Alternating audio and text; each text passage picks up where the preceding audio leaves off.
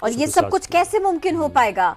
हम क्या chalk down कर सकते हैं कि हम स्पोर्ट्स एक्टिविटीज को बढ़ाएं? 2-3 आप रफ सी बातें अगर बता सके तो।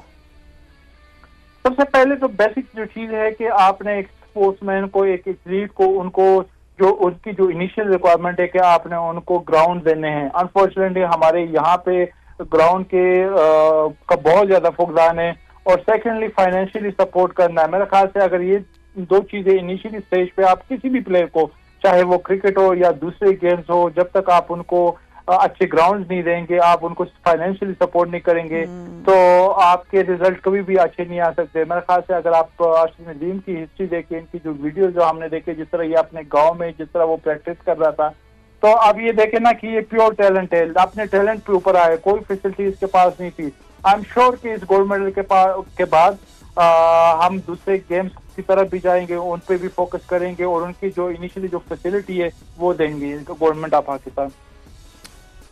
ठीक है कामरान अकमल, आपकी जाने में आऊँगा, क्योंकि जिस तरीके से आप लोग भी इंटरनेशनल इवेंट्स खेलते रहे हैं, मैं इस पर ज़रूर बात करना चाहता हूं कि इस तरह के बड़े मेगा इवेंट्स में कितना प्रेशर होता है किसी भी एथलीट के ऊपर, किसी भी स्पोर्ट्समैन के ऊपर, कि वो इस तरीके से बेहतरीन परफॉर्मेंस भी दे, और फिर 25 करोड़ अवाम जो है वो पीछे दुआ गो तो हैं, लेकिन उनका एक प्रेशर होता है जो एथलीट फील कर रहा होता है। जी बिल्कुल, देखें दुआओं का सारा असर होता है, और पूरे पाकिस्तान ने दुआएं की हैं, और क्या नाम है, बेसिक जो चीजें होती हैं ये बड़ी जरूरी होती हैं, वो अपनी मेहनत पे आया।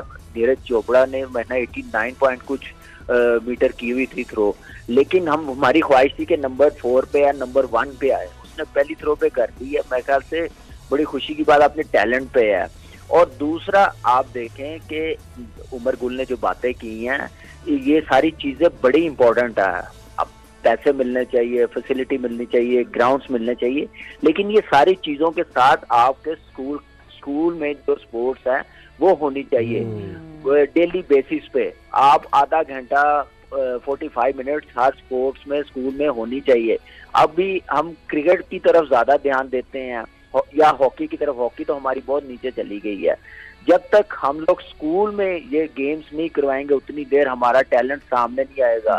कभी कभार 8-10 साल बाद, 15 साल बाद कोई अरशद नदीम जैसा आ जाएगा अपनी मेहनत पे, तो वो उसको कैरी ऑन कर लेंगे। लेकिन हमने अरशद नदीम जैसे बनाने हैं, एक की बजाय 10 बनाने हैं, तो वो हम लोगों को हर स्पोर्ट्स में पार्टिसिपेट करना पड़ेगा, ग्राउंड्स देने पड़ेंगे, और स्कूल और कॉलेज क्रिकेट में कॉलेज में, स्कूल और कॉलेज में ये करवानी पड़नी है सारी स्पोर्ट्स। सिर्फ हम लोग अपने टैलेंट पे जीत रहे हैं। आप चाहे वर्ल्ड कप हो, चाहे हॉकी हो, आप देख लें अरशद नदीम मेडल लेके आया, तो मेरे ख्याल से उसके साथ जो मुबारक बातें मिल रही हैं, गवर्नमेंट को चाहिए कि हर स्कूल को कहें कि आप स्पोर्ट्स करवाएं, साल में एक स्पोर्ट्स गाला करवा लेते हैं, वो समझ लेते हैं कि हमने स्पोर्ट्स का काम कर लिया। ये चीजें कभी कामयाब नहीं हो सकेंगी। पाकिस्तान को स्पोर्ट्स में ऊपर कभी हम लोग ऊपर लेके नहीं जा सकते। आप अंदाजा लगा लें, इंडिया के 117 के हैं, जर्मनी के 400 कुछ एथलीट पार्टिसिपेट कर रहे हैं, हमारे सिर्फ 7 कर रहे हैं। तो आप यहाँ से अंदाजा लगाएं 25 करोड़ की। अच्छा, और कामरान अकमल, जिस तरीके से हम देख रहे थे ना इस ओलंपिक्स में, जितनी गेम्स हैं, जितनी एथलेटिक्स की फॉर्म्स हैं, हमें तो बहुत सौ के बारे में पता भी नहीं है, मालूम भी नहीं है। तो ये बताना भी बहुत जरूरी है कि हमारे बच्चों के पास कितनी ऑप्शंस हैं, और अगर उन ऑप्शंस को अवेल किया जाए तो वो बच्चे बहुत सारी गेम्स में आगे बढ़ सकते हैं। बिल्कुल, बहुत सारी गेम्स में आगे बढ़ सकते हैं। उसमें सबसे मैंने बताया ना, स्कूल और कॉलेज में तो हमें ये करवानी पड़ेगी, और उसके बाद गवर्नमेंट को सपोर्ट करनी पड़ेगी। और आप देखें कि ये कुछ आम चीज नहीं हमारे लिए।